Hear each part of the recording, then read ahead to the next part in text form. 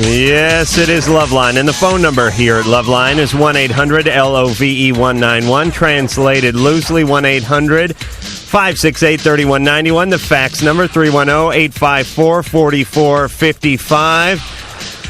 Dr. Drew is a board-certified physician, addiction medicine specialist. Say hi to the kiddies, Doc. Hey, guys. How are you? That wasn't very sincere. How are you? Hey, I'm fine, thank you. That was more sincere. All right. I took a nap. I talced down before I left. I even gave an extra shot of talc behind, in the back, in the crack there. A little something extra. Well, yeah. I'm glad you brought that up, Drew. Thought you would because I got to kill you now. I put the extra talc in because we have two guests tonight. All right. We have Morgan Lafonte. She's a world champion, or at least champion, because they don't have a world champion yet. She's the best women snowboarder in the world. She certainly is, right. And she has a big sack of Drew. All right. Also, Joey DiPaolo, who's 16 or 17. We'll have to find out. He was born in 79, so we'll have to do our math. He has had the HIV virus since 1990, I believe. Actually, since 84, but discovered it in, I think, 88. And he has gone on a crusade. He's turned his life into a life of meeting with President Clinton, speaking to thousands of people, and discussing AIDS I had the pleasure people who listen. Meeting him on this show, I think it was about 2 years ago, and he's a nice kid. It'll be interesting to talk to him again tonight. So we have those two on it, and they will be talking about Board Aid, which will be the 14th up at Bear Mountain. Now, isn't Bad Religion playing up there? Bad Religion, our fun guest from last night, will be up there, so we'll get into all that in a few minutes. But first, Jenny, you're on Loveline. Hi. Hi. Okay. There's this guy who's 2 years older than me, and I want to go out with him, but I don't think he seems to notice me. Mm-hmm. How do I get his attention? You're 15. Yeah. You're a freshman, he's a junior. Yeah. He doesn't notice you. I mean, my friends go up to him and go, Jenny likes you, Jenny likes you. But, and what does he do? I don't know. He goes, oh. And, I don't know. That's it. All right. Oh. Yeah, that's probably a bad sign. You know, I don't want to burst your bubble, and I know how it is when you're 15. You fixate on somebody, much like I did with Adrienne Barbeau. And still do. Oh, I still do. Yeah, so thank you for bringing that up, Drew. But the point is it's not nice to have your bubble burst. But it doesn't seem like this guy's interested, Jenny. I mean, if the answer, when your friends speak to him is, oh. Well, it's not like that.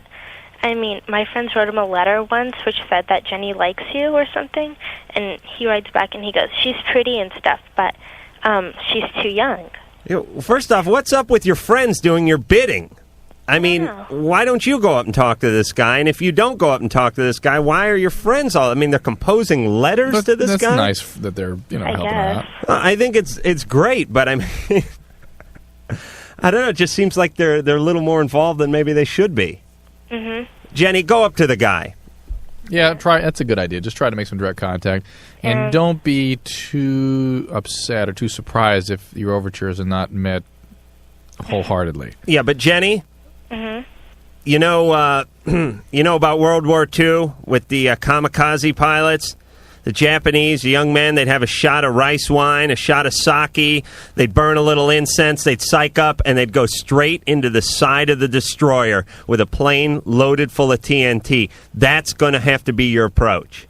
Do you know what I'm saying? I just go up to him? You can't mince around. You got to go straight at him. So it just has one shot. Is what you got saying. One shot. You go over the deck, you blow up in the Pacific. Do you know what I'm saying, Jenny? Yeah. All right. I think she has no idea what I'm saying. I don't have any idea what you're saying. I don't either. George. Yeah. You're on Loveline. Oh, great. Glad I finally got through with you guys.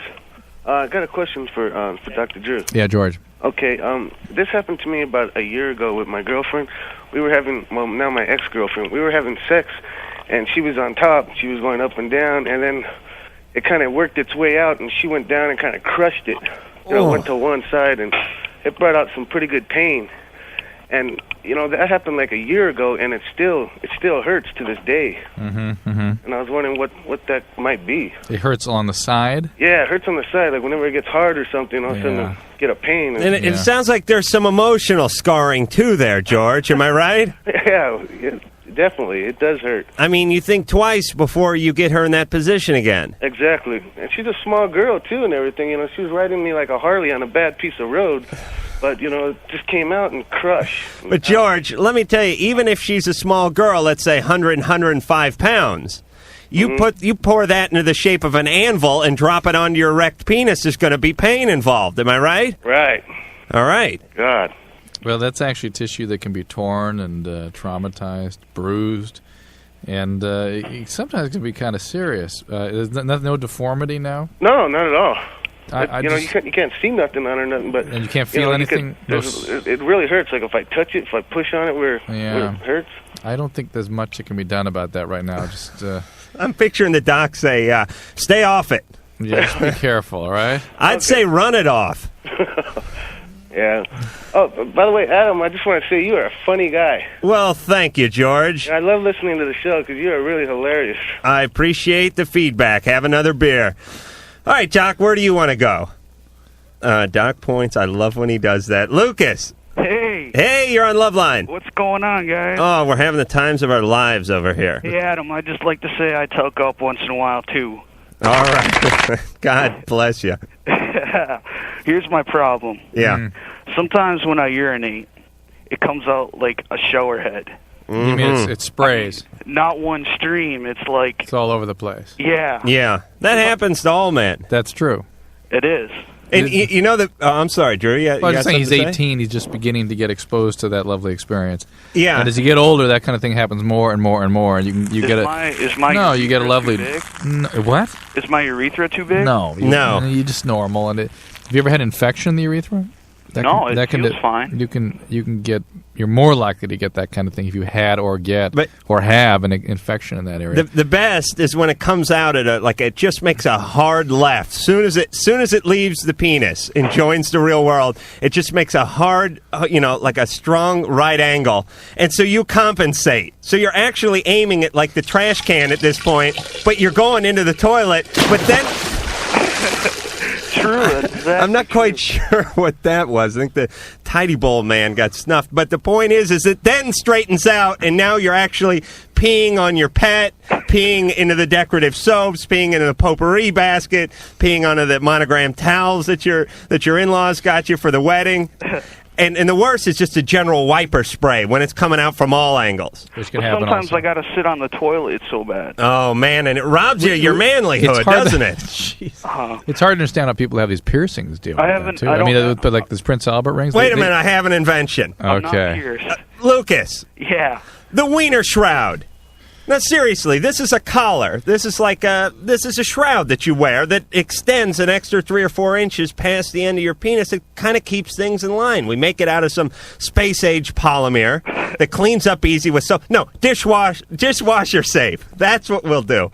We'll make it out of something that's dishwasher safe. You strap it on with like some Velcro around the middle of the penis there, and it keeps everything on the straight and narrow. A bridle. A bridle. Okay, like the grommet. Yes, much like from the people that brought you the love grommet. Yes. The penis shroud. 1995. Wait 4 to 6 weeks for delivery. Hey, I got another problem. Lucas, you got to pee when you're in the shower like I do. Oh, I do. Yeah, okay. Go ahead. Like, my other problem is when I smoke marijuana, I don't get hungry. I totally lose my appetite to eat. That's unusual. It tends to raise insulin levels and drop your blood sugar rather quickly, and that generates hunger. Are you the kind of person that just is not very hungry generally? Yeah, pretty much. Yeah, there's some people just don't have a big appetite, and so their response to low blood sugar may be fatigue or sweats and that sort of thing. I mean... Well, but wait a minute, Lucas, or is it one of these things where you get really baked, you go to the fridge, you pull out some pimento loaf, and as you stare at it, you picture a bunch of, like, slaughtered barnyard animals and hooves and fat farmers, like, throwing their dip into the big rendering vat and the whole... Is it one of those psychological things? You just freak yourself out too much? No, not really. I just don't get hungry. All right. Well, good. I don't know. Massive amounts, though. Lucas? Yeah, okay, Not Lucas. good. Not good, pal. Not good. Just keep listening to this show. Maybe you'll find out why. Yeah, and part of the spray problem may be that Lucas has a pot seed wedged in his urethra somewhere from eating too many bad brownies. Nicole, Yeah, hi. you're on Loveline. Hi. I was wondering if you could tell me the difference between ecstasy and herbal ecstasy. Like $8. Well, No. regardless of the Like- price differential, these are entirely different compounds. Entirely different. Herbal ecstasy is basically ginseng, if I understand right. It is? And Do they ecstasy... have, like, different effects? Totally. I mean, absolutely, totally different. Ecstasy, the drug ecstasy, is an amphetamine that's been altered in such a way as to give it hallucinogenic properties. It is an exceedingly dangerous drug. It's one of the few drugs that has been clearly shown to cause structural changes in the brain. It's speedy, isn't it? It's a speed. It's an amphetamine that has been, for the third time. You hear? What, did you say speed three I times? said amphetamine. That's speed. Well, what the hell's amphetamine mean to me? That's like one of the fifth Charlie's Angel. What do I know about amphetamine? Amphetamine. Speed that has been altered synthetically to give it LSD-like properties, hallucinogenic properties. So it's like taking speed and acid together. I took the chemical form twice in my life. Really? Once when I was like 22 in Santa Barbara for Halloween. Yeah. I got myself a 12-pack. I was in my sailor suit. Women Your love sailor a man suit? in a uniform. Well, I borrowed the sailor suit. It's not like I enlisted for Halloween, Yeah. Drew. You just go ahead. See, there's this whole Halloween. process where you rent an outfit You- or maybe you dress a borrow up one. at Halloween. I got it. Right. I got a 12-pack. I went out and I met my girlfriend. Really? Yeah, although I didn't know it at the time. And did it turn out to be a worthwhile, Turned out to be fine, yeah. healthy relationship? She ended up going to USC. I This came wasn't back one of your here. We stripper hooked up. girlfriends, was it? No, it wasn't one of them. And by the way, I don't have like a whole catalog of stripper girlfriends. I had one. Okay, was She's this a she? nice girl. No, this was not she. She was a nice sorority girl, 80 Pi girl from USC. All right. All right. The other time was in Vegas, and I spit coffee on some like pit boss and stayed up till 6 in the morning playing video games because I was out of nickels for the slot. All right, Nicole? Wait, one more question. Do you guys have the number? Because I know there was an advertisement on the radio like a while back, and it was advertising herbal ecstasy, and I was wondering if Why you are guys you had so the- interested in that? What? Why are you so interested in that, just out of curiosity? I don't know. I want to do it. Nicole, Uh-huh. what's missing? Something's missing. What do you mean? You know what I mean? Like we have Morgan Lafonte. She's coming in here. She doesn't need herbal ecstasy because she's jumping off of cliffs with a ironing board strapped to her feet. You know what I'm saying? And then doing it again, doing it a flip. You need things in your life. You know what I mean? Usually the people that want to get into drugs have a little too much time. Like Drew would love to get into heroin, but he can't. He's got to get up early and he's got triplets. Okay, but isn't herbal... Because, like, herbal ecstasy is not as, like... It's not But as Nicole, good. what he's getting at is You're attempting to screw yourself why up. are you? Why the behavior of seeking substances to change your internal world? That's really what the question is. I mean, why do you have to seek a substance for that? What's going on that you have to be pursuing a substance, and eventually you're going to find your way to something that is not safe and that does have addictive properties. And that's how people tend to get addicted. They search around. Their behaviors are that of recurrently going after something to try to change their emotional world. And finally they trigger the reward system, and boom, that's it. I don't want to be like Mr. Square Grandpa Pops over here in the cardigan, but I'm saying I've experimented. I tried a bunch of stuff, and eventually you have to give it up. So why get started? Okay. You know what I mean? Just go out and find something that turns you on and do that instead. Oh, man, if that doesn't get me laid, I don't know what will. Tony! Yeah, what's going on, Adam? Hey, you're on Loveline. Dr. Drew, how's it going? Tony, all right? All right, well, I got a question about, like, when me and my girlfriend, you know, we, like, are about to do it and stuff, I get kind of, like, embarrassed and stuff because, like, I'm embarrassed for my, like, penis size, and, like, she always wants to do it. She's, like, a fiend. Mm-hmm. And, like, I'm embarrassed, like, to do it because of my penis size. I'm just wondering if that's, like, normal or... It's too big?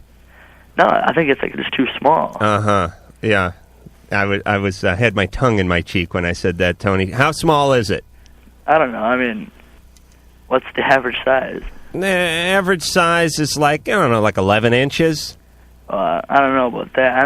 I don't know, 10 maybe, or 9. 9? Oh, man, where I'm from, we throw those back. 9 inches. Tony. Yeah. Listen, the average is about 5.5. And by the way, it keeps going down. I'm not quite sure what that is. You know what it is? Because it used to be like 6, 6.5, then it got down to 6, then it got down to 5, 5.5. I think it's kind of the Congressional Budget Office. Whoever's in control is... We're cutting the penis budget. Right. We're rolling back the penis size. No, I'll tell you what it is. More men are infiltrating into the whole testing that's program. The point. Right, it's whoever's in control of the statistics. There's a couple of guys going, Bob, what do you think? 4, 4.5, as they look down into their dungarees. Tony. Yeah. She likes it? Well, she likes to do it all the time. But she likes to do it? She likes to do it with you? Well, I don't know. I hope so. Are you present while she's doing it? Yeah. Is your penis there? Yeah. Fantastic. That's all you need to know. Who cares what size it is? If she enjoys it, you enjoy it. Mike. Yeah, I have a question for Dr. Drew. Yeah, Mike, what's up? Okay, a while back I did these things called marazines. Right. And I ate a box. I did it twice, and I was wondering what the long-term effects were. We're talking about basically nausea. I know, he ate a box of magazines. I heard the guy. Marazine. It's like, isn't that what they call bonine? Isn't that the trade name for that? No, it's something different. It's like a it's like a seasickness medication. Motion sickness? Yeah. Oh, okay. And I had like a lot of hallucinations. Yeah, it's called an anticholinergic delirium you can get from it, and it's actually quite serious. Is that like Dramamine? Yeah, it's like Dramamine. And it and of itself, in moderate doses, is sedating, but once you take large doses, you get predominance of its side effect, which is something called an anticholinergic side effect. You can get heart racing, blood pressure problems. You get delirious. You actually have wild hallucinations, get detached from reality. You can get hurt pretty badly by it. Where do you get that stuff? Stores. 7-Eleven. Really? Yeah. Yeah, but you can take 12 Tylenol and be dead in 2 days. Oh, really? Yes. If you take 24, will you be dead in 1 day? No. So like in the long term, what will it do? Nothing that I'm aware of if you make it through the acute delirium. Okay? All right, thanks a lot. Okay. Yeah. Patrick. Hey, how you doing, Adam? Dr. Drew? Patrick? Good. How you doing, Patrick? Learned a lot from your show. Why, I guess thank Drew. I got a question for Dr. Drew. Yeah.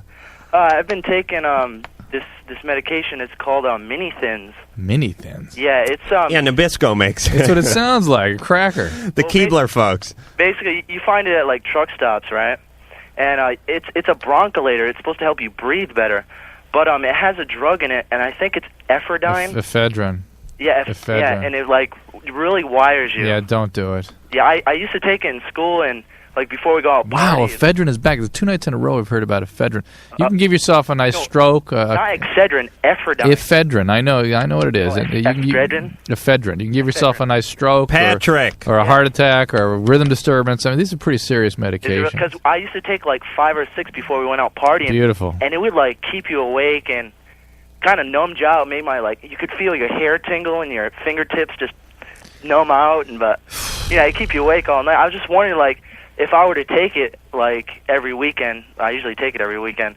But would it cause me to like flip out or something? Or it's a good question. It's not, to my knowledge, like amphetamine in terms of its property of causing these kind of psychotic episodes that amphetamines will cause. I don't even know that it can cause addiction, okay? But the abuse of this drug, in my opinion, could lead to stroke, heart attack, major cardiac rhythm disturbances. Well, it's like we always get back to. You are screwing with the temple.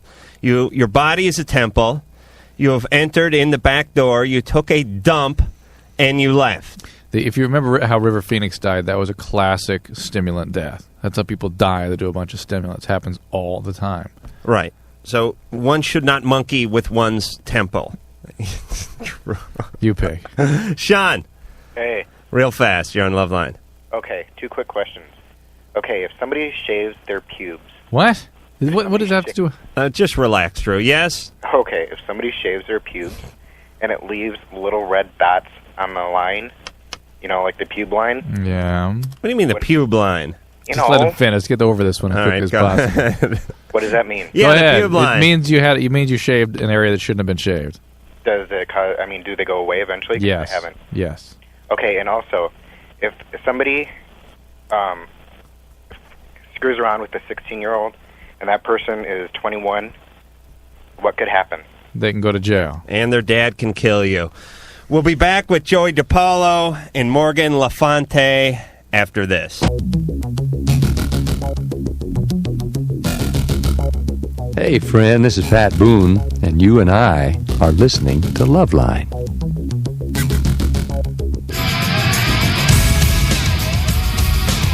Oh, okay, yes. See, Mike the engineer is learning he has to cue me with two hands and his penis in order to get me to respond. The phone number is 1-800-LOVE. Thank you, Mike. 1-800-568-3191. The fax is 310-854-4455. I'm Adam Carolla. That's Dr. Drew.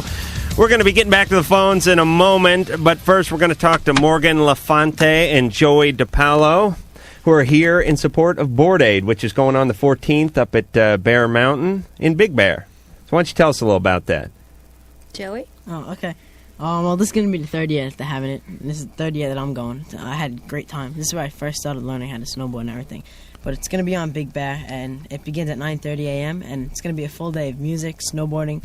There's going to be a skateboard. There's going to be a half pipe there, and it's going to be a whole bunch of skateboarders there. Someone's going to get hurt. That's all I'm saying. Someone's going to lose an eye before the day's over. You got the snowboarding, most dangerous sport around. Am I right, Morgan? No. Morgan, you're elevated. You have your left leg up on the console, which normally we don't allow. It was a freak accident. Yeah, jumping off a 60-foot cliff. No, just happened to twist my leg. She ran into a freak who was stoned on the slopes.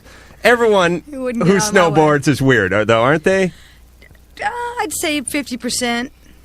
It's like all the guys who got thrown out of the skateboarding sector now. They just basically took the wheels off their skateboards, and now they're up on the slopes killing nice skiers. No, actually, I think that the skateboarders are just now starting to get into it. It was a whole nother faction of people that started it, and now like the skateboarders and the surfers are all starting to get involved. And you're considered to be the most, accomplished, or the only female in the top 10 of males? Is that what we understand?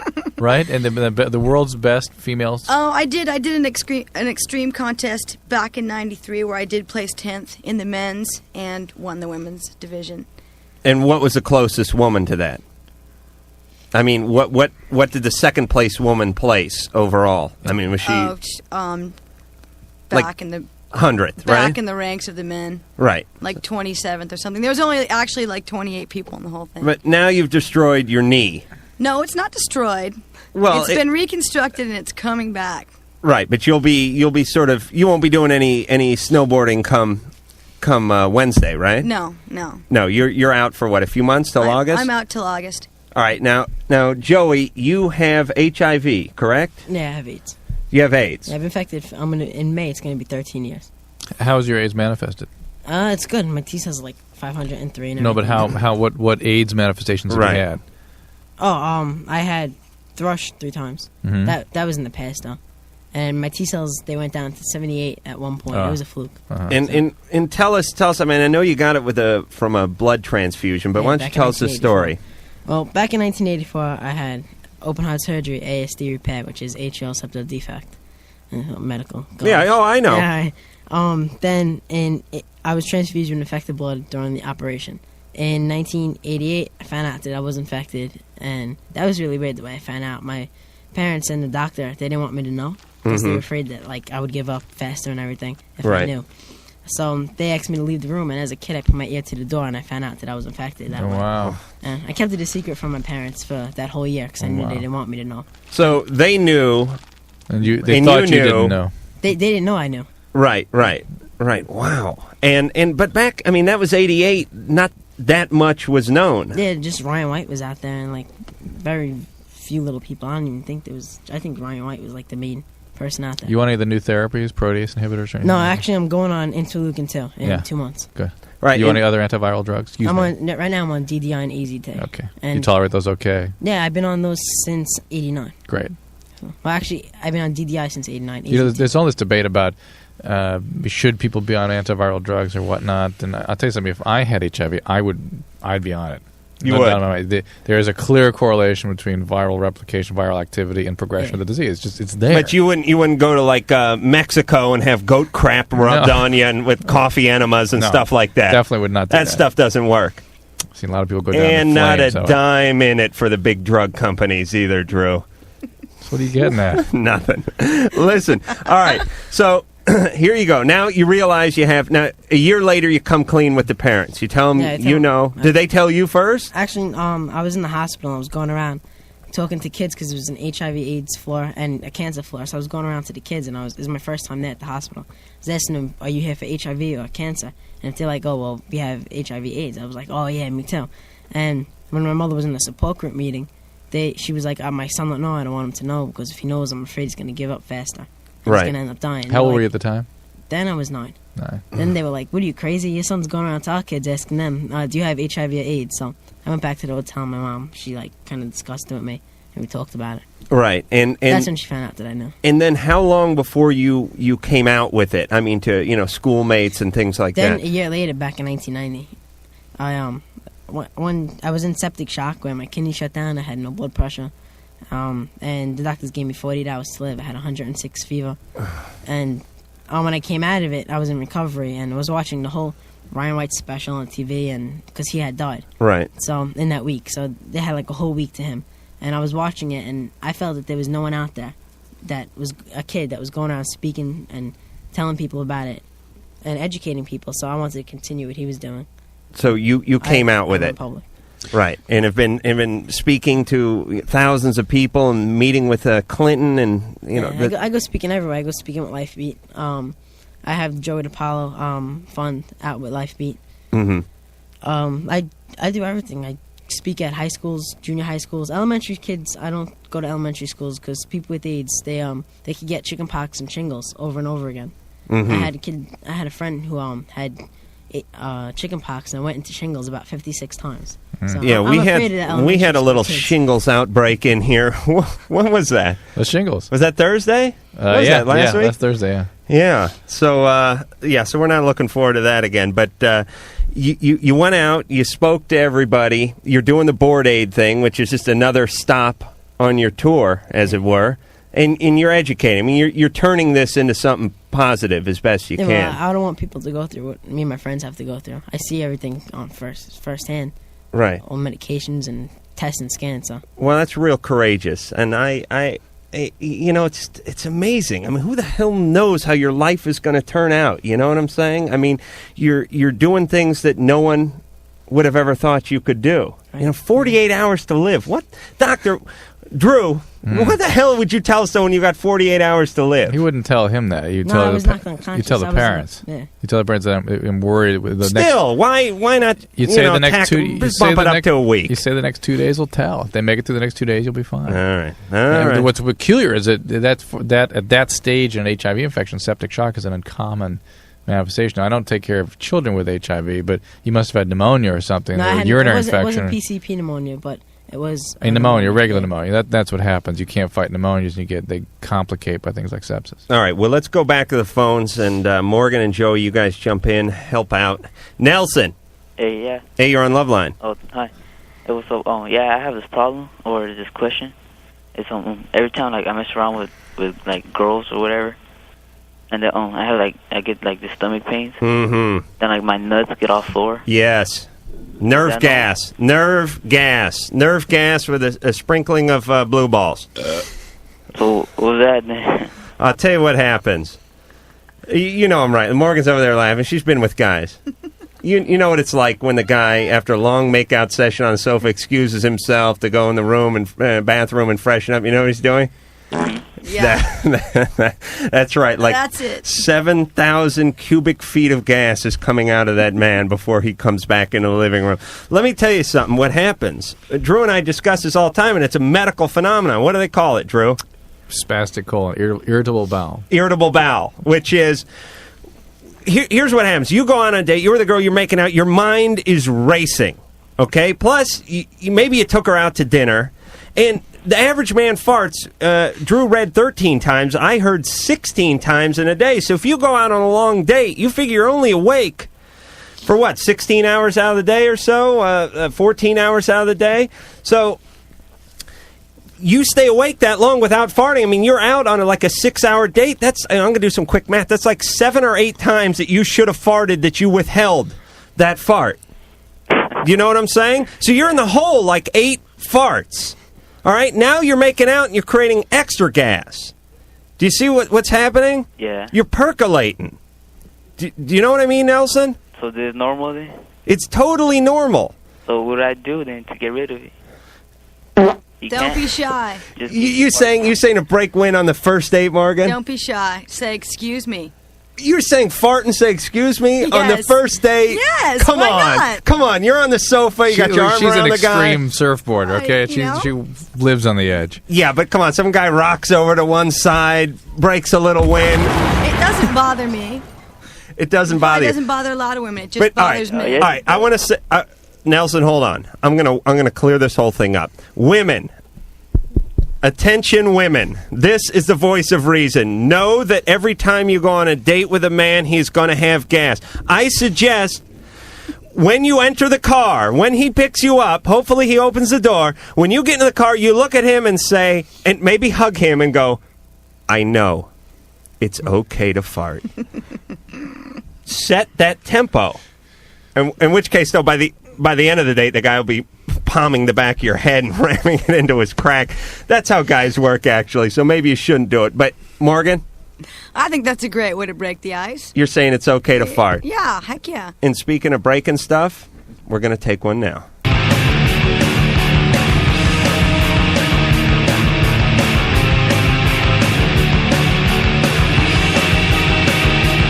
Okay. If you weren't listening before, I'll say it again. We have Morgan Lafonte and Joey DiPaolo. They are here to talk about Board Aid, which is coming up the 14th in Big Bear at Bear Mountain. They're going to have all kinds of bands like Bad Religion and Sublime and Celebrities and half pikes and full pikes and double camels and all kinds of stuff going around. We have plenty of people sporting tattoos and dreadlocks and bad snow beanies, getting loaded, having a good time. Wait a minute. How do you make money, though? Where's the money come in? From the lift tickets people buy to come to the show. Oh, okay. So are they more expensive than usual? No, actually, I think the price is lowered. There you go. Adam, you notice how both better them... when I can see your yeah, I eyes. was going to notice them look at me when they're talking to okay. you, because you're wearing those You don't damn know where you're looking with sunglasses. those It's things on, very though. distracting. Well, I was told I look good in them. I want to thank the folks from Spy, who's a sponsor of yours, right? Yes. I need a sponsor. Don't you think? They're nice to have. Yeah, Tell ya. they just buff you out with They junk. save you money, for sure. And they pay you like $10,000 a year for putting a patch on your parka, right? Yeah, I wish. Well, in theory, that's how it goes. Exactly. Let me give the phone numbers out. 1-800-LOVE-191. The fax number, 310-854-4455. And why don't we go back to the phones? Here's your list. That's my list of phones. All right, Julie. Hi. You're on Loveline. Okay. This is a big mess. All right. I was really good friends with this guy since the end of last summer. And we've been hanging out all the time, really good friends, everything's great. Then we moved in together with one other person. Platonically. Yes. Yes. All of this has been platonic this whole time. Until 2 weeks ago, when he got drunk. a little. And you got drunk. Right. We both got drunk a little. Boundaries come down. Everything came changed. down, and okay, so we were okay with that. Oh, yeah, Everything sure. was cool. Yeah, yeah. Well, why? Why? So they slipped up. That's happened. Hell, that's happened to Drew and I. Well, then we were talking, and we talked about it and stuff, and we both said, hey, this is what we've wanted all along anyway.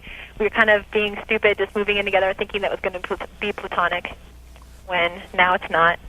And basically, he totally wigged out on me. Wait, I'm wigging out just trying to follow this story. I know, it's a mess. But the mess is that you guys get involved. Right. You deny your feelings. You No, we pretend they're not there. And then they resurface and surprise. You guys generate these strong feelings for each other as a result of having this kind of a contact.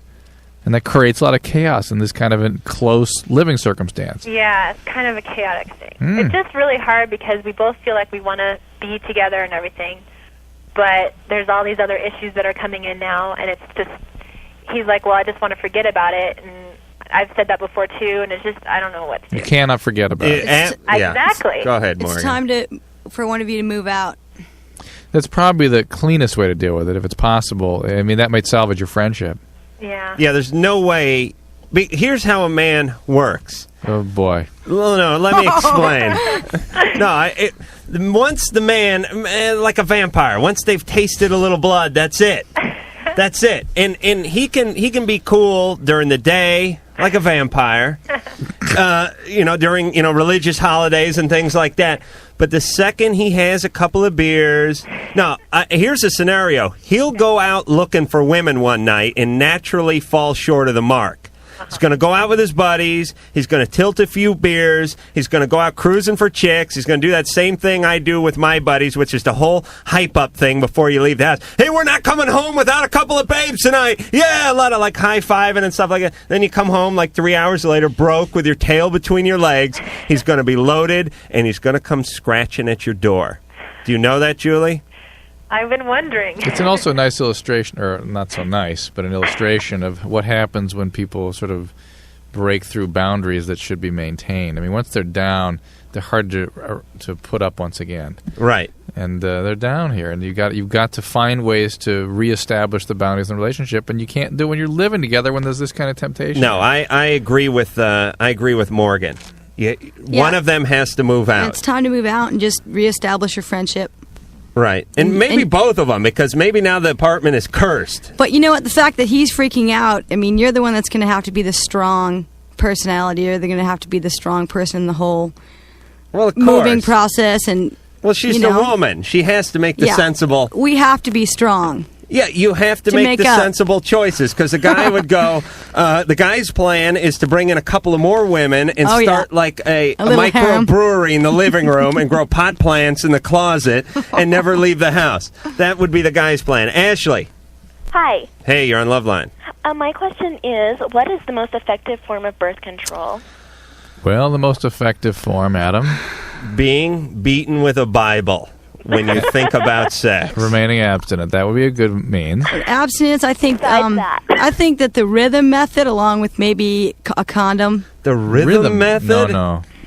Birth control pill is actually the most effective. Really? It's probably the most effective, but it's probably the most harmful to you as a person. Estrogen. Oh, good. We're going to get into this. All that stuff that's not natural for your body. Let me just. You need to know your own body. You need to know how you work. Let me be like Michael Buffer here. In this corner, we have Dr. Drew, board-certified physician, a man who has diplomas coming out of the wazoo, a man who subscribes to many of the modern-day medical theories, and in this corner, we have Morgan Lafonte, an earth child, if you will, an earth mother, a woman who's into holistic health, holistic healing. Am I right? Yes. All right, you guys go at it with the whole birth control thing. I have no objection. What do you want to do? Wait, that wasn't her question. Was what is the most effective means of birth control available? Was that your question? Don't be condescending to the guest. But that was her question. That was the question, and I'm answering that question. To argue about whether or not it's a good choice for her is something totally different, and that's up to her. But in terms of what choices are available to her, and the most effective is abstinence. Beyond that, she should be using a condom. We totally agree on that, just for the standpoint of safe sex, right? And Joy will attest to that. It's lunacy today not to be using a condom, regardless of what means of birth control you're using. That a condom has about an 88% efficacy in terms of preventing contraception. You should be using some second method with that if you're going to use that by itself. Classically, you're supposed to use a second barrier, like a sponge or a diaphragm or something like that.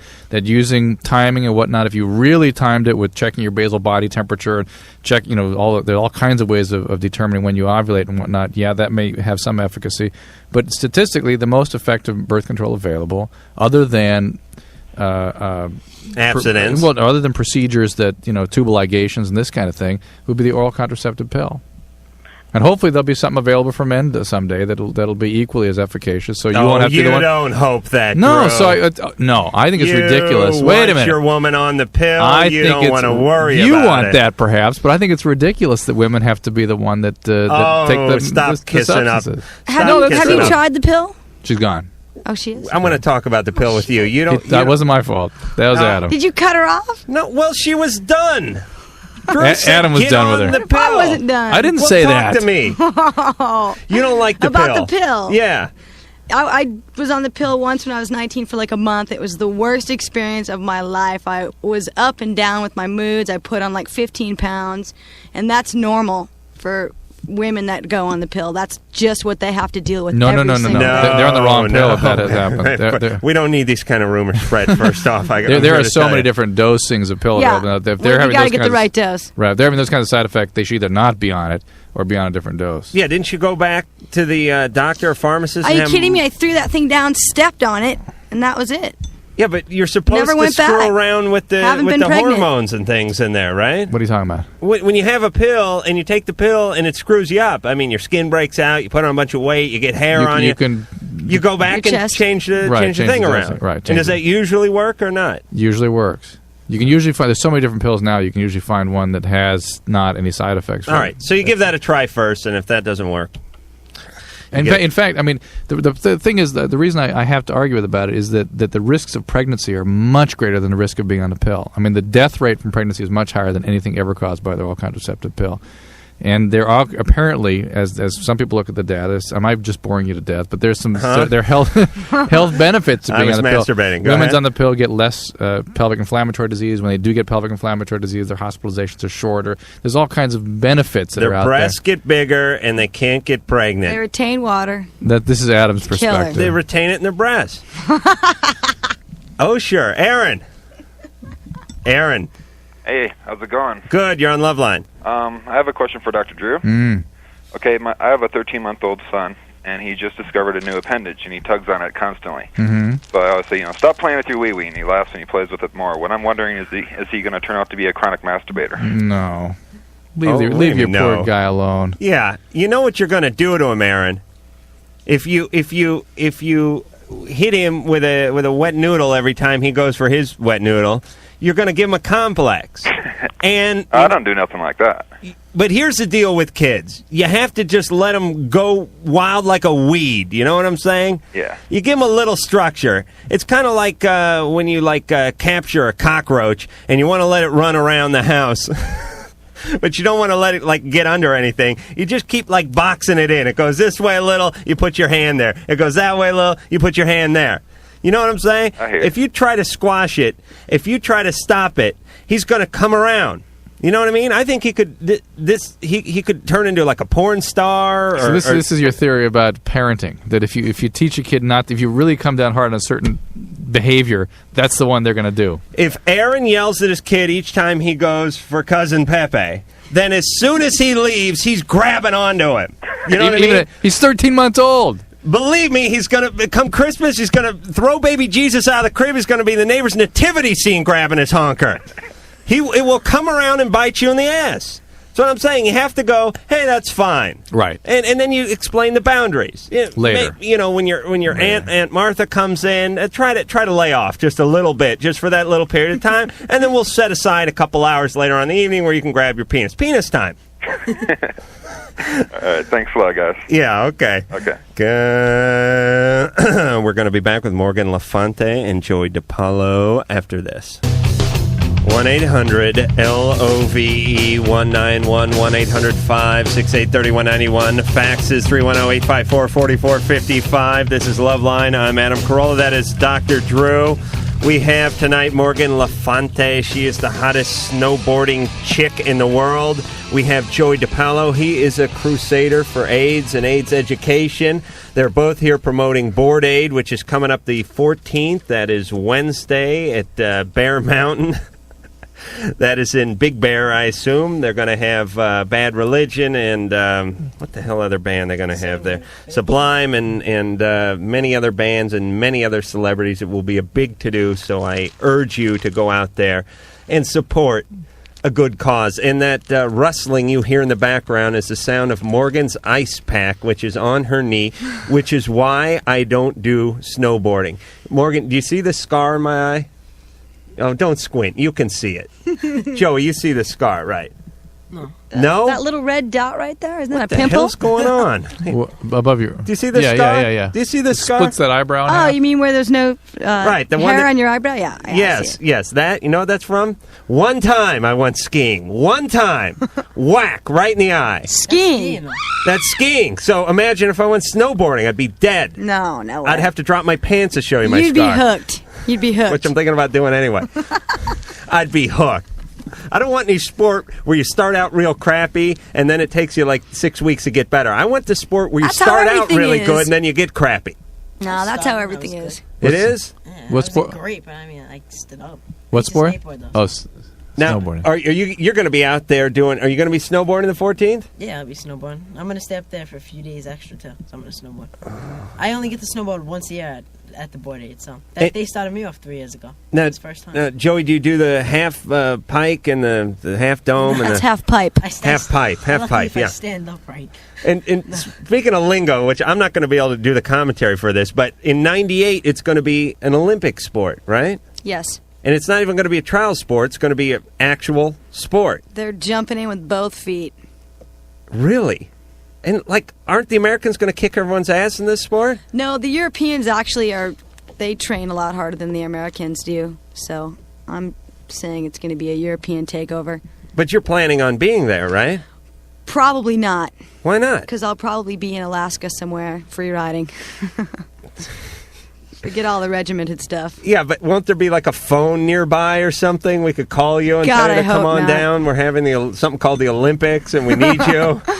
You might be able to beat me. I don't know. Now, you're a pro, though, right? Yes. So is there some kind of thing where you wouldn't be qualified for the Olympics because you turned pro? Or are they going to waive that, or how's that work? Well, the people that are going to be doing the Olympics are the people that are primarily racing in the professional circuit gates and half pipe.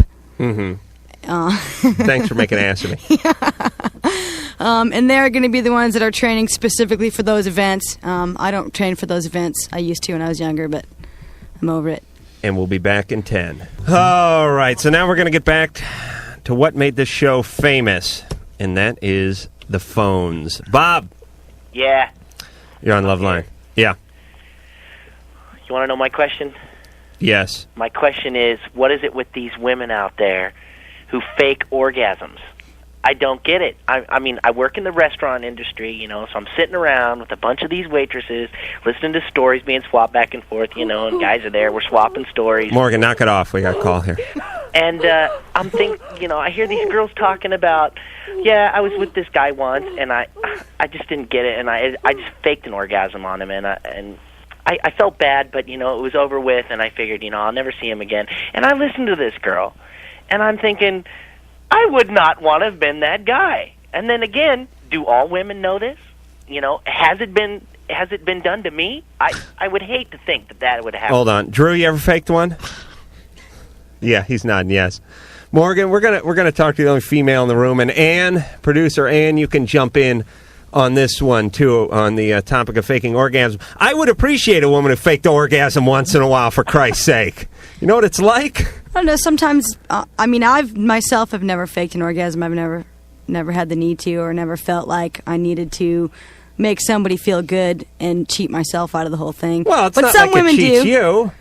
Sure. Why does it cheat you? If I'm not having the orgasm, then all right, so it's not for me. Why shouldn't he It's just feel for like he's him. having a good time? It should be for both. Let me tell you about faking the orgasm here, Morgan. Have Let you me tell faked orgasms before? I certainly have. Is that the deal? I certainly have. Is that why you're such an expert? I'm going to be totally candid about it. Yes, actually today I was alone and I faked one. That's how committed I am. Oh, Mike, did you catch that? Yes.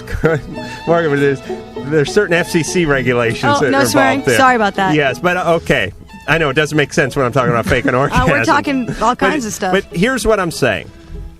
She saw the guy, Bob. She was with the guy once, right? Yeah, you know, maybe on a date or something like that. All right, one date. She's never with the guy again.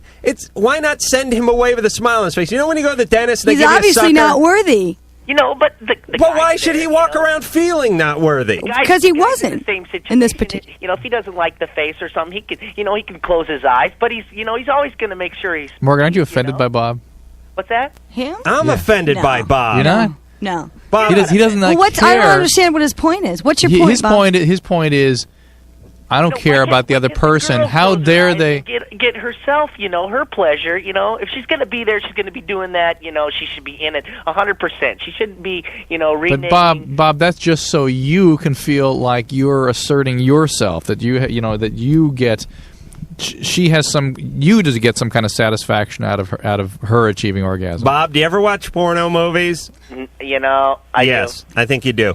Bob, do you think the women are really enjoying that when they're moaning and screaming with a bunch of grips standing around with duct tape and sweat pouring out from them and guts hanging over Vaseline. and Vaseline and the stunt penis waiting over in the wings and the whole 9 yards and the hot lights? Do you think they're enjoying that? I don't know. I've never. No, they're just acting like they enjoy it, Bob. And you know what you're doing? What am I doing? You're sitting in front of the set with your pants down, acting like you're enjoying it, and everyone is happy. That is my point. If you're only going to be with someone one time and they fake it, God bless them. My hat's off to them. If you're going to start a relationship, you don't want the person to fake it. You want them to tell you what they can do. No, I'm not saying you women have to fake it, but if you do it once... I just caught myself. Tell me, I am every Bob. I was going to say... If you want to give your woman an orgasm, clitoral stimulation, people. Let's give a big high five on the big That's CS really there. all it takes, and it's very simple. All right. Morgan's right. Don, Hello. you're on Loveline. You ever faked one? No, as a matter of fact, I haven't. Liar! Nope, never. You had all to. lie. Never had to. All right, go ahead. Oh, I just had a quick question. I keep getting different mixed messages about how long it takes marijuana to get out of your system. In terms of what? In terms of its being able to be detected in a urine screen? Yeah, I'm helping somebody get a job that he has to take a UA test.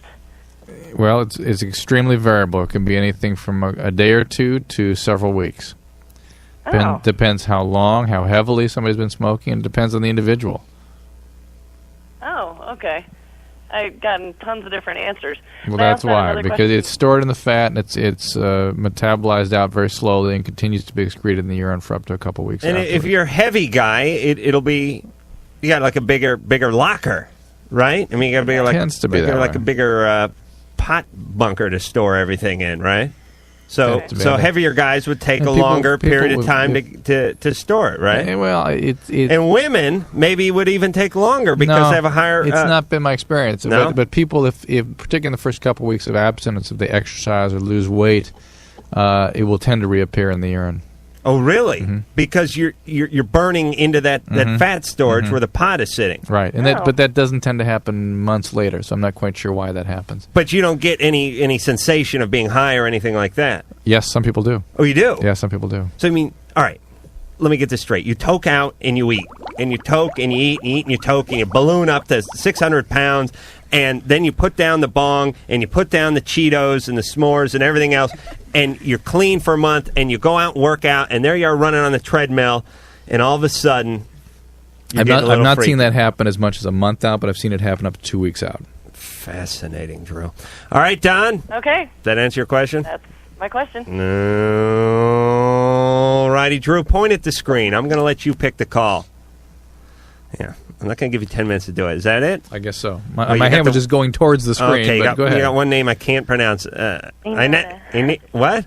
Inanna? Inanna. Hi. How are you? I'm fine. Good.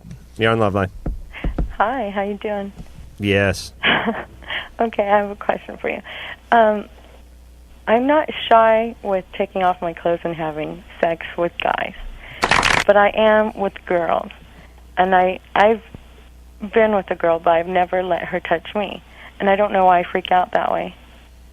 Now, you're with a girl, but you never let her touch you. Right. What'd you do, just like poke a hole in the door or something? You stuck your tongue through it? What do you mean? And just never let her touch me. I don't know, I just never let her take off my clothes. How old were you the first time you had an experience with a woman? 22. Anything before that?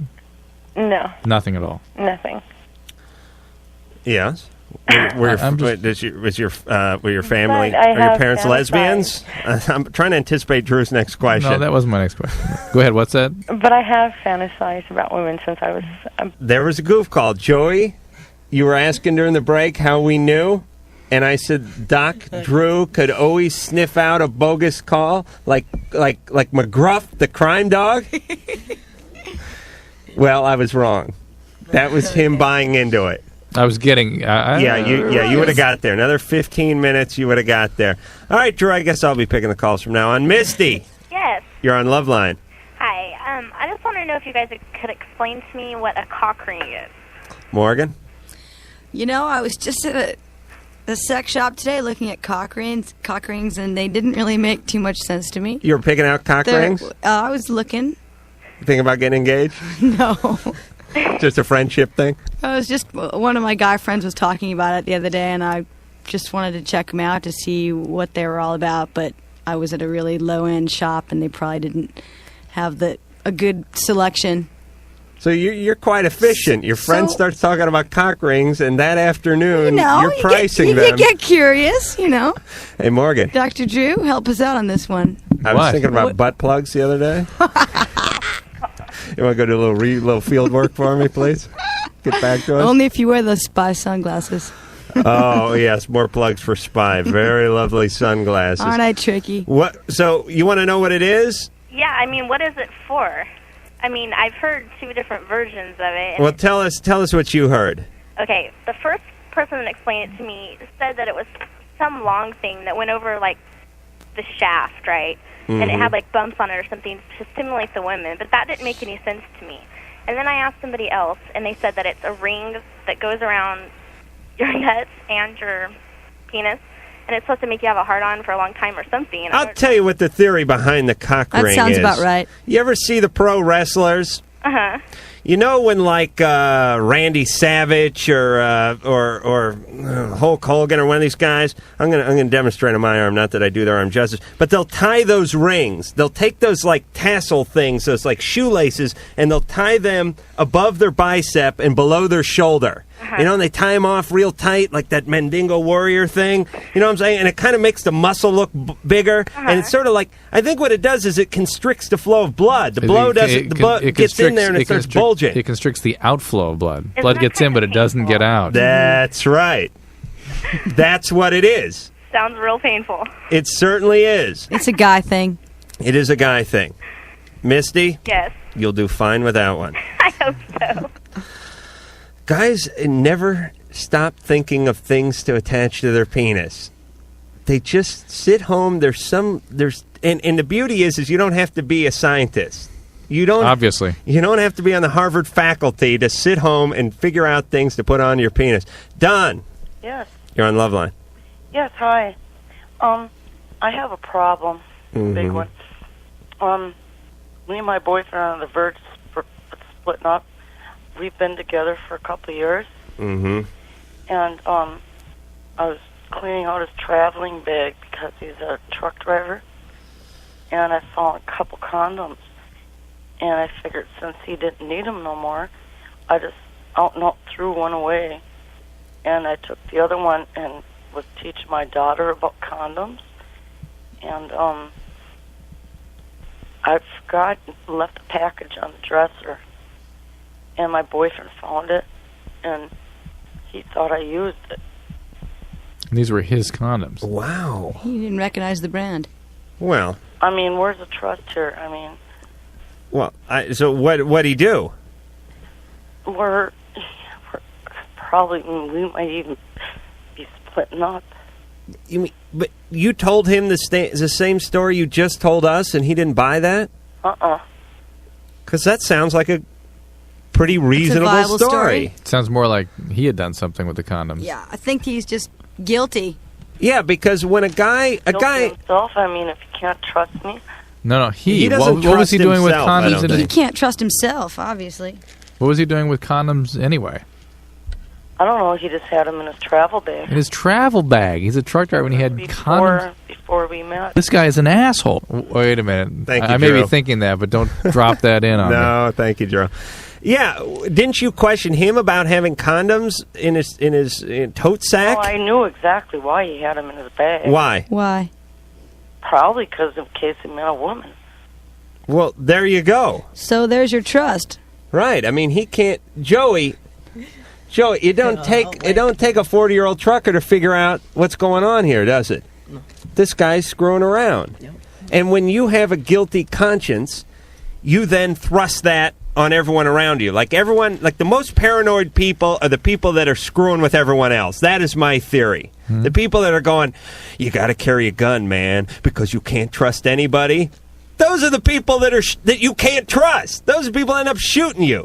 The people that are like really paranoid about their own junk, whatever it is, are the people that are doing it 90% of the time. So this guy's screwing around on you. And you told him a viable story and he didn't buy it. He's out. Because he can't trust himself. So he can't possibly trust you. Don. I mean, this isn't your fault.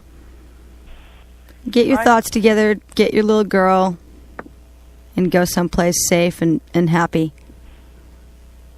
Safe and happy? What the hell? Well, away from this guy. Away from this guy, because obviously something could happen. You get mad enough or whatever. Yeah, Don? Yeah. Don, if this guy doesn't believe you, then screw him. Figuratively. You know what I'm saying? And I suspect he'll be back. This kind of thing, people don't usually... Those are sort of bluffs. You know, they're sort of an overreaction to their own guilt rather than any real intense belief that the other person's been cheating. Yeah. Unless there's some real reason to believe it. Well, because if a guy thought his girlfriend or wife was screwing around on him, running around on him, there's nothing he would want to hear more than a good excuse. Right. Even if you said, even if there's a pair of soiled briefs lying next to it and a half-open warm Pabst tall boy, if you said to me, we had like a lingerie party and it got out of control, but it was just the girls, I would go, okay, honey, that's good. They want to believe. So this guy's full of crap. Don? Yeah. You know this guy. I'm just so bummed out right now. Then. But Don, you know the guy's a jerk, right? Yeah. All right. Get rid of him. He's out. Good luck, Don. Find yourself a guy who has a job where he doesn't drive all over town and all over the country, carrying condoms, doing speed, eating greasy food, talking a bunch of gibberish on a CB, slapping Flo's ass as she walks by with another stack of Johnnies. I just had like an Alice flashback there. All right, let's pick a fun call. Drew's looking, but he can't find anything fun. All right, here we go. I know, this is going to be fun. It doesn't sound like fun, but I know it will be. Eric. Yes. You're on Loveline. Hi, how you doing, guys? Good. I got a question for you. Good. I read an article about something called a morning after pill, which it said what it was a birth control pill that you take up to 72 hours after intercourse, in case, like, if the condom broke or if you decided not to use one. Or if you were raped. Yeah, and they said that it, like, works up to 75%. And that is correct. That is correct. If they have this pill... It's not doesn't kill it. What? If they have this pill, how come, like, no one has said anything about it? I'll tell you why. Wait, hang on. I talk about it all the time. It's called postcoital contraception. Maybe I don't talk about it enough. It really does need to be emphasized. To some extent, there may be some morality issues in the sense that it may prevent implantation and whatnot. So somebody may have issue with it. I've never heard any arguments against it. But in an emergency room in this country, they're handed out routinely after rapes.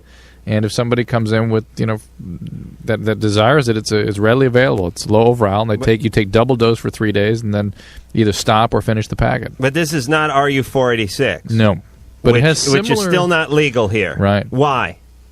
Because this country is still struggling with issues of when life begins. Because of the right-wing, Bible-thumping, Pat Buchanan types who want to take their own personal beliefs, which they're not even comfortable with. And I'll tell you why they're not comfortable with it.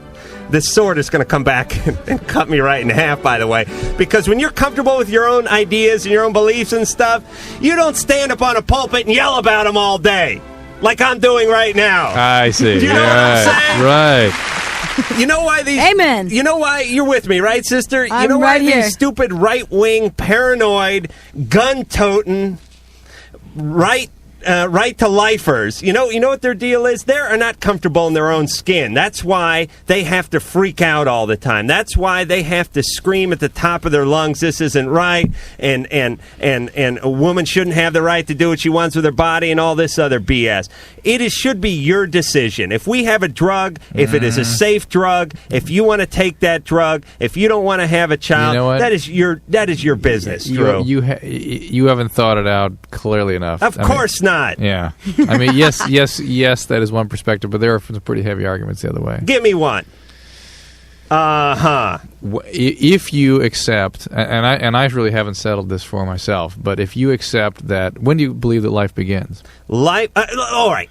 Now I'm going to straighten everyone out. All now, right. here is life. I'm going to end all discussion now on this. Right. It is not black or white. All right. When is there it? are plenty shades of gray. When Let is me it? get to that. Let me get to that smart guy who wouldn't tell me if he was an atheist, agnostic, or born again Christian last night. Don't try to pin me up against a corner. I thought I wasn't atheist and I wasn't agnostic. All right, but you never said what you were. But let's not digress. Let me explain how life works. Yeah. Life is degrees. Yeah. We've talked about this before. If you have a miscarriage in the first trimester, that is sad. But it's not like your 3-year-old getting run over by a truck. Right. And if your baby is killed at birth while in the delivery room, it is sadder than it is in the first trimester. Right. But it's still not him walking down the gangway with his diploma in his hand after graduating from Harvard and getting cleaned out by a drunk driver. All right, so it when is is not it? that. When is it? It is all degree. That's So when is all it? life is. When is it? I understand it, but you got to make a point. You got to decide at some point. We're for going to me- protect life. We're going to protect this as life. For me, it's after you learn like Spanish and English. You have to be bilingual, or you're not a human at this point. Mi llamo es Pablo. Until you can utter that phrase, you are not. It is degrees. So Do you understand? speaking of somebody who's avoiding the issue, so you're not going to be able to come clean and tell us when life begins. I think after you're born. You got to be born. So, well, when are you born? Right You're now, born when you come out of the But womb. wait, now we can. So should we have babies born early so we can protect them? No. Why not? Because it has to come to its natural term. No, Because they you're natural- not developed. No, yes, you can get out early. So life is based on the state-of-the-art of ventilator science, basically. I do not want to parole babies early just so they can be considered human beings, just so I can let them be on this planet. I think when you come out, you are alive, and that's it. And if you do it when you're just a little zygote or you're just a little cluster of molecules or anything, that is a tragedy. But it certainly is not the tragedy as big a tragedy as it would be 9 months later. And we'll be back.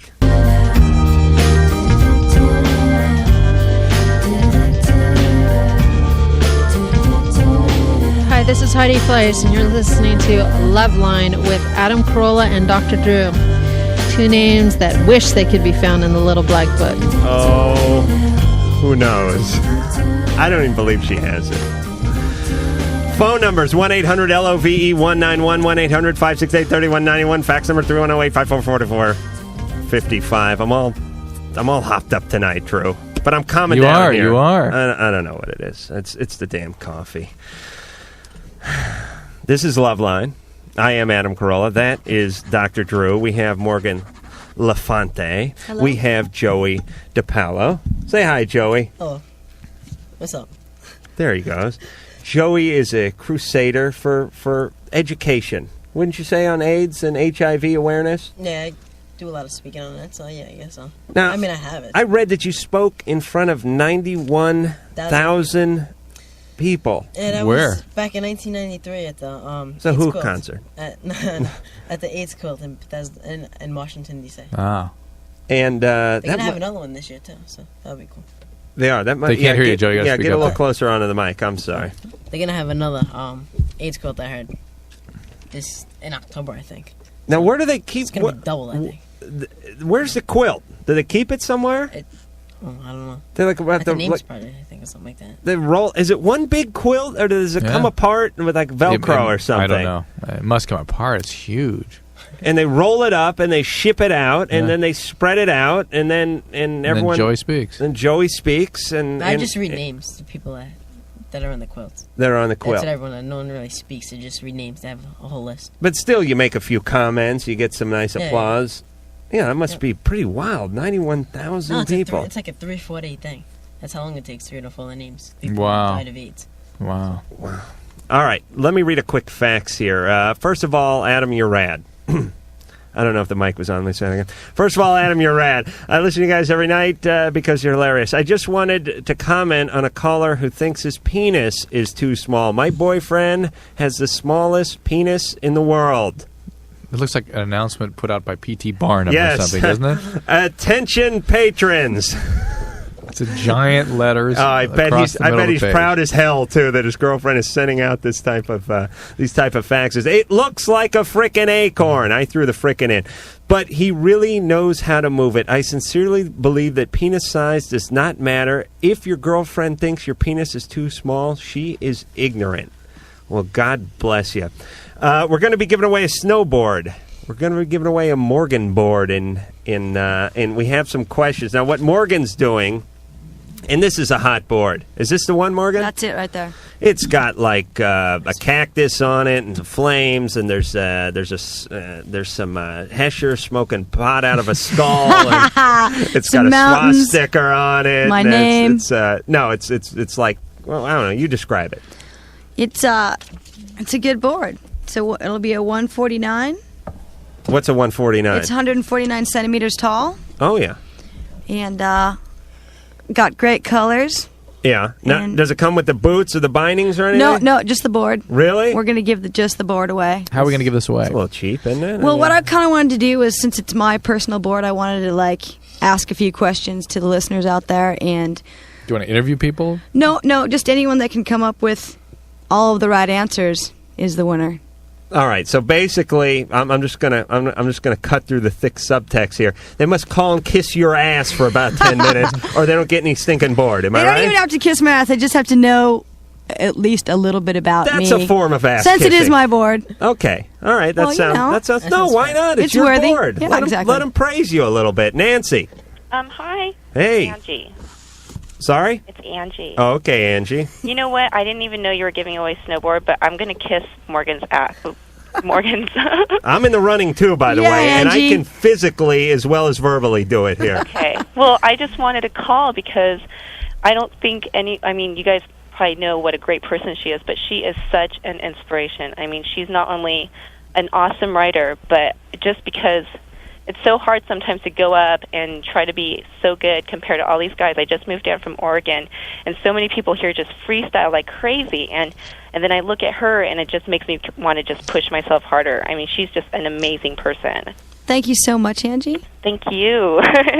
But you want to give her a chance to answer the question? But you know what, Adam? If you want to seriously, Adam, yeah. If you want to seriously get turned on, there is a picture of her. I think it's her, yeah. And she's doing some sort of backflip up in Oregon, and she's got her bra on, and it is just the hottest picture. Right. I've seen. She's Yeah, being Angie. dragged out of a Best Western motel. I've seen that shot. It was in all the papers. It's nothing like that. Oh, I mean, she's actually out on the snow? She is in the air. And this brings us to another topic. You know, eventually the lesbians will take over in the female sports. You know, golf, bowling, stuff. Why do you say lesbians? Start with tennis. I'm not saying. Adam. I'm not. No. First off, I'm not saying it's bad. Secondly, I'm not saying you are Nancy or Angie. Angie is. All right. Anyway, the point Quit looking at that screen. is eventually they will infiltrate the female sports. You see that coming up? I think it's great. I actually don't care what gender I ride with as long as they push me, and I'm totally for anyone riding just well and loving the sport. And I don't, whether or not she's in the Olympics, statistics don't matter. I'm like stuttering because I'm totally nervous. I can't believe I'm talking to you. But just the fact that she just does her own thing and she's just totally comfortable with herself and what she believes in, and she rides for herself. I think that's what. Wait, don't. All right, I'm not going to hang up. I'm Don't going to put her hang on up hold because she made a pretty good case for the board there. Yeah, she did. I think that Angie, you got it. It's yours. Well, no, we want to give it away that fast? Yes. Oh, are you kidding me? All right. That's beautiful. I think there was more ass left to kiss, though. I think turn around. There's a little part she missed. Well, no. I don't see any need to go any further, personally. Really, you weren't going to ask me questions? Well, ask her a few questions. Let's see. I just want to know if you remember, if you've seen the last interview I was in and what magazine it was. I saw Megan Pishke's. Is that her last name? I don't know. In Fresh and Tasty, but I don't know the latest one. I get both Transworld and Snowboarding. So would they be in there? Yeah, it was in the January issue of Transworld. Oh, and there was like 7 other interviews. Yeah, yeah. I really like the Megan one because it just kind of captured your personality. All right, Nancy. Oh, you mean her interview on me, or intro? Yeah. Yeah, that one. Yeah, the intro she did. Yeah, that was the one. Where you go screaming by. yeah, that was the one. Angie, you're quickly going from #1 fan to annoying fan. Oh, no. Yes, and No, she's saying that another woman wrote an intro for my interview, and she liked She the not intro. only knew which one it was, she's writing a critique on it. Oh, I'm sorry. All right, now you're going into paranoid fan and delusional fan. All right, let's put Angie on hold. Yeah. Thanks, Angie. She won the board. All right, and we're putting you on hold. And, Power up. We'll give you a home version of the game too. I think that was great. Well, that was easy. That was. You were easy. I would have milked that all no way, I would have man. milked that She into said what she Lycus' needed- show tomorrow. She said what she needed to say. All right, Violet, Hi. you're on Loveline. Hi. Hi. I have a pretty big marital problem. Mm-hmm.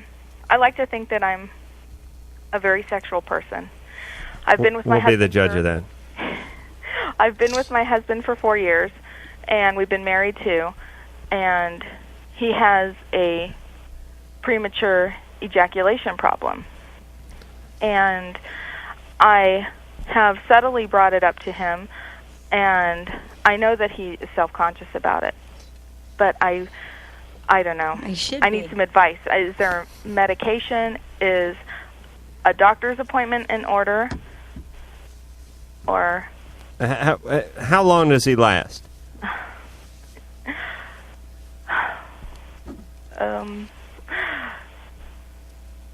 1-2 minutes. Oh, that's a marathon. I'm surprised you last. How long have you been married? 2 years. And we've been together 4. And was he always fast? Yeah. Why'd you marry him? Well, I love him. He's wonderful. Well, love is great and all, but I mean, you knew going in, didn't you, Violet? Well, yeah, I did, but I think that, I don't know. I mean, there's got to be something, right? So you guys had plenty of time for sightseeing on the honeymoon, huh? All right. This to me, this problem just means too much man. He's just too much man to contain himself, and you are too much woman for him to contain himself. I would look at it as flattering if I were a woman, by the way. Well, I mean... Well, no, wait a minute. No, wait a minute. Let me say this. Wait a minute. Let's be fair here. Okay, now, go when ahead. a man is impotent, when a man is flaccid, when a man cannot achieve an erection in front of a woman, she takes it personally. A lot of the times. A lot of the time the woman says, what's wrong with me? Am I not attracted to him? So, by that logic, when the man gets off before he gets his pants down, she should be ultimately flattered because that would be the other end of the spectrum. Not Am after I 4 right? years. Not after 4 years. Thank you, Morgan. The guy obviously has to figure out what he's doing wrong. Maybe he needs to masturbate more. I mean, who knows? That's right. He needs to get control of his own. He needs to masturbate. He needs to masturbate a half hour before. Okay. Go ahead. I'm sorry. No. Am I right? What do you think, Dr. Drew? You know, it's actually more complicated than just what we're saying here. There's lots of different ways of intervening and stuff like this. There are people that they're professionals that handle this kind of thing. Some people advocate the use of Kegel exercises. Some people suggest what Adam is suggesting. You can wear a condom. Sometimes that will decrease the sensitivity. There's lots. You know, you guys. One of the things that really is missing here is this. This is all a very hidden topic, and that only raises his anxieties about his discomfort, and he senses your dissatisfaction with it. You guys need to work on it together, and you need to commit to working on it together and figure out a way to make this much work out better for you. Who would you suggest? A family doctor? So she doesn't even want to deal with it. Hey, Violet, he just told you to work on it, and you went right to the family doctor. Don't let the family don't doctor go to the family in there. doctor. Yeah. He's going to want a piece, too. Just relax, work on it together. You've got to talk about it together. You've got to talk a lot about it together. I will make you a guarantee, Violet. If he masturbates 1/2 hour before you have sex, and then watch the beginning to Full Metal Jacket, you guys are going to be fine, and we'll be back.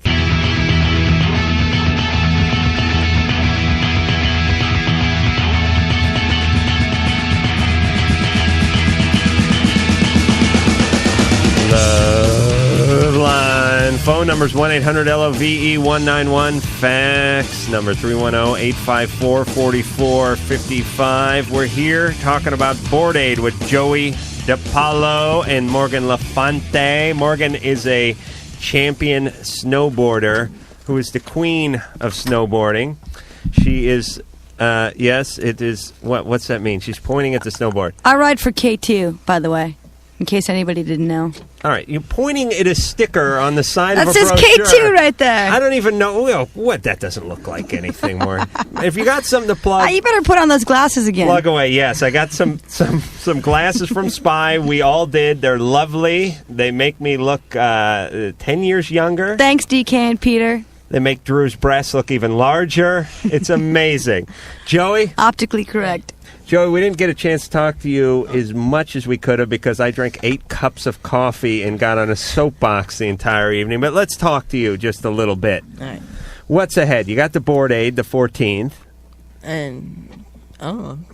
That's really about it for now. What do? Do you go back? You go back to your home? I'll go back home and just relax. Go back to school, hang out. Treated like a regular guy and all that? Oh, yeah, I do. I hang out with my friends, get treated normally. Because back when people found out about this in '88 or so. See, when I first came public, it was like the end. It was coming to the end of everyone like going crazy. Right. So it wasn't really that bad. There wasn't total hysteria. No, This yeah. was like unknown mystery disease. They could get it just by you looking cross-eyed at them. No, people knew. There was still 24 families in my junior high. This is in 1990. They wanted to keep me out of school. Oh, I bet they're proud of themselves now. Right. They were afraid of me like sweating in the gym and like me putting gum underneath the desk, or they wanted me to have my own water fountain, my own bathroom. Well, actually, that's not a bad deal. I really would have worked that. Class. Yeah, but see, I would have worked that angle. Right? No, I didn't know about it until like. Because I had to share a locker in gym with some guy named Alfonso Espinoza, a big fat sweaty guy.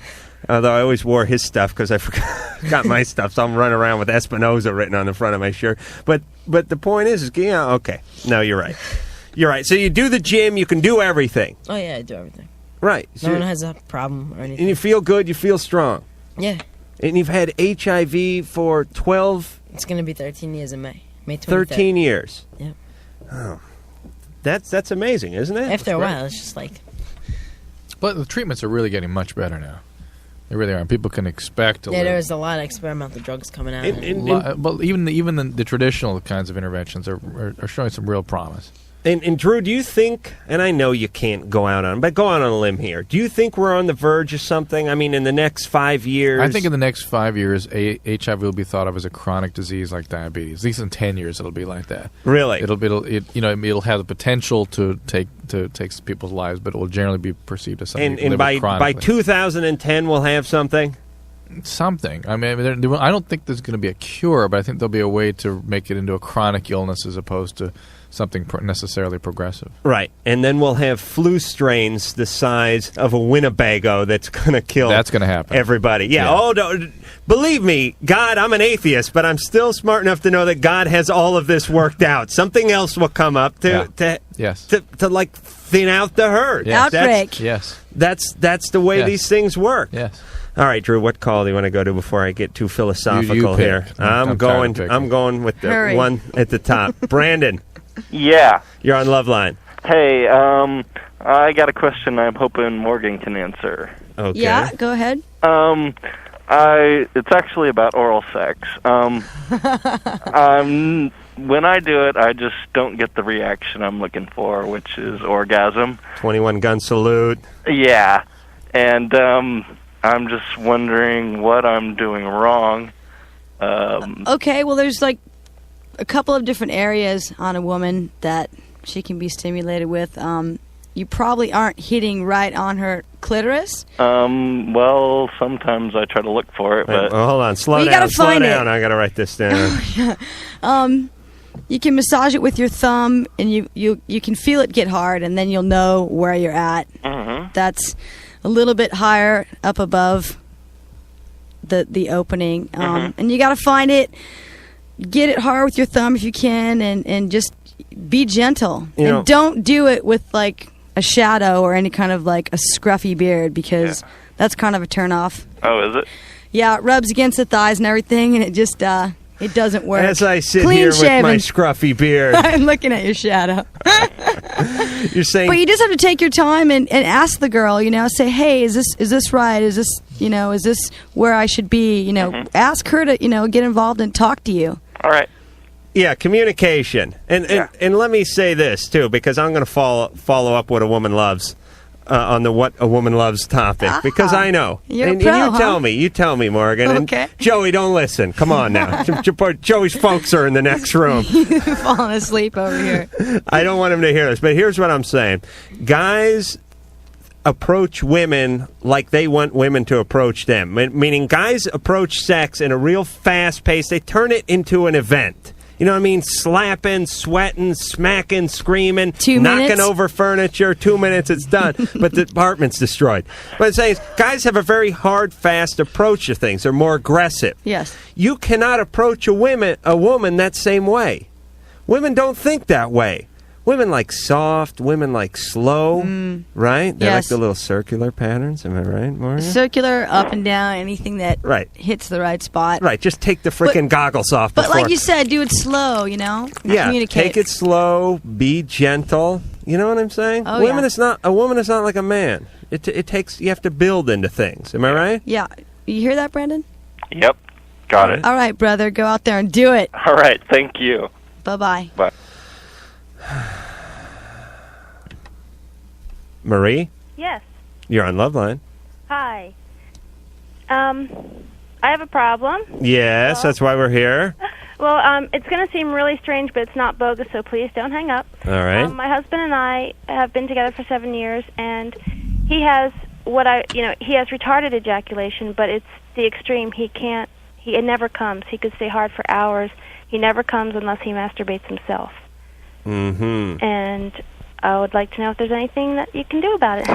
Yeah, well, I know it's tough for us guys who suffer from this predicament. You hearing this, Morgan? Yes. Hard on, yes. He could satisfy 12 women. Yes, yes. Oh, yes. Oh. It's a double-edged sword. Yes. Yes. What do you think, Dr. Dre? Dr. Dre. Dr. Drew would be a Dr. great Drew. person. Adam has your usual solution to this one. I'll tell you the answer to this one. Oh. It all comes back to masturbation. Morgan, Well, Joey, you jump in too if you like. Don't worry about the I think folks. it I'll came- handle them. I think it came from too much masturbation. That's why he can't be stimulated or reacting in any other stimulus. Well, no, wait a minute. Now, here's what the deal... No. Drew's got a puss on, but you're right. I'll tell you what the deal is. A guy's no different than a dog. Right. In the sense, when a little Shih Tzu comes around, I like saying that word because I get to say half the S word and I don't get screwed by the FCC. When a little Shih Tzu comes around, you pet it in a certain place.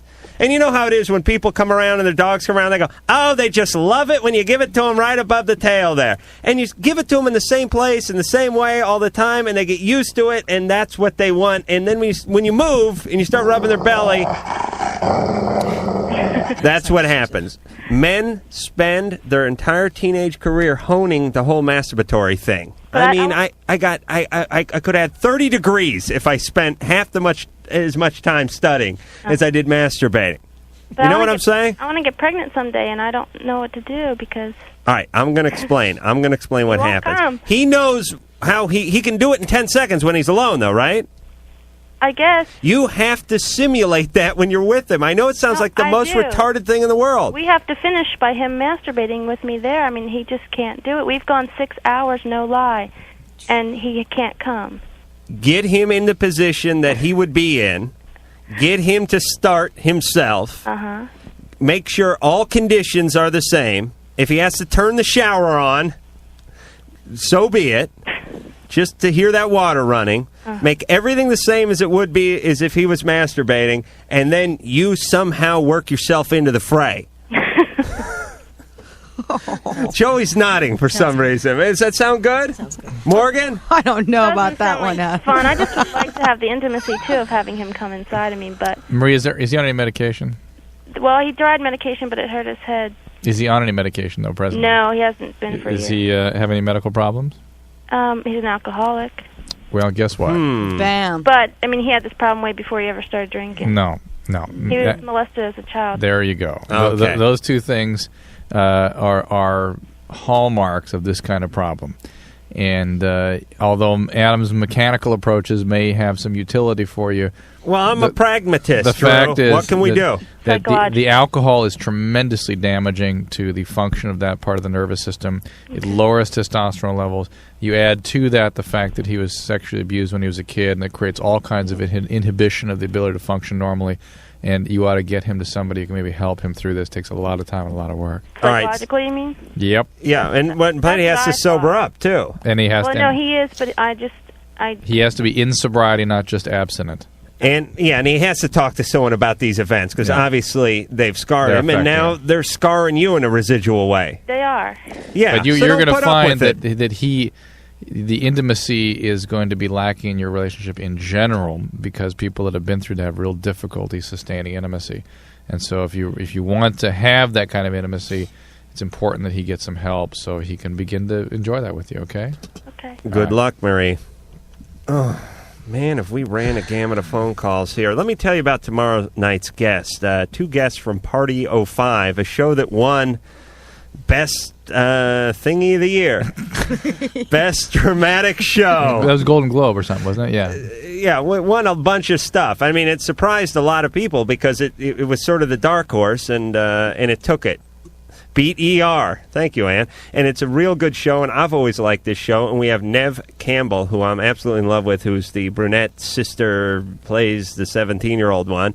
And we have Michael Gorgian, yes, who I will kill because he plays her boyfriend in the series. And we'll be back after this.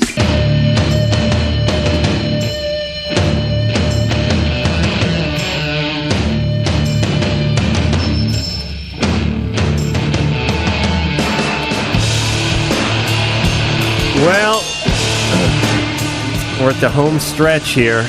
Just a few more precious moments left. Where did the time go? That really flew by. Into thin air. Does that seem fast for you guys? Yeah, really fast. I was just starting to have fun. Yeah, me too. Well, I want to thank Morgan Lafonte, Joey DiPaolo for coming out tonight, for talking about Board Aid, the 14th, Bear Mountain. Be there. Big Bear. Be there or be square. All kinds of music, all kinds of nuts on skateboards and snowboards and the whole 9 yards. Plenty of fun. A good cause. So come on out and support that. I want to thank Dr. Drew for putting up with me tonight. It was a night of abuse. It was. Being such, but you're an addiction medicine specialist, and abuse is something I work around all the time. So yes. That's all right. So what's That's wrong? good. And Nothing. the best way to learn about abuse is experience it. Is to pull down the pants once in a while and take a licking. Am I right? You're always right, Adam. I think you know the way I meant licking too. No, I meant it in a non-sexual way. I would like to thank the beautiful Sherry for doing the phones tonight, the new but lovely James for doing the phones tonight, the beautiful svelte, slender, and angular Ann for producing this show. I would like to thank Scott back at the home base at K-Rock. I would thank the one sack wonder, I should clarify that, the one nut wonder, Mike, for being the sport that he is and doing a fine job engineering. I would like to thank myself for not getting fired yet. Tomorrow night, remember, Party of 5, Nev Campbell and Michael Gorgian. And we'll see you tomorrow. Sweet dreams. So